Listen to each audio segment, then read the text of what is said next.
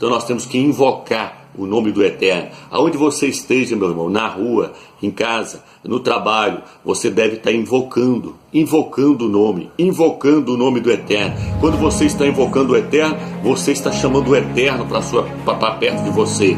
Quando você está invocando o nome do Eterno, você está chamando a presença do Eterno para perto de você. Você está chamando a pessoa do Eterno para estar com você, aonde quer que você esteja. Então nós temos que invocar. Oh, Yahweh!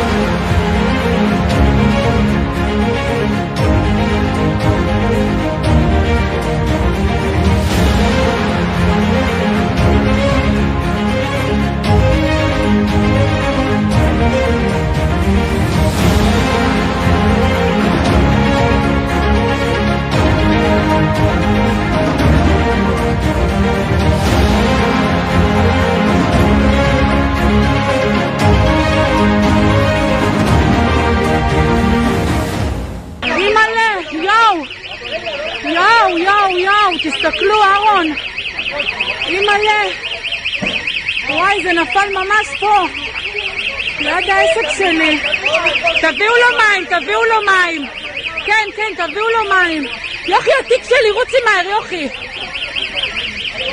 יואו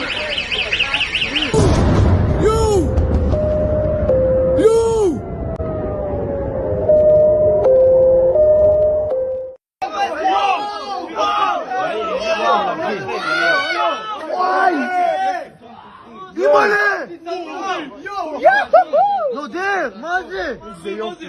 אימא'לה, אחי. מה, זה לא נורמלי הדבר הזה, אחי. יואו, יואו, יואו, יואו, יואו, יואו.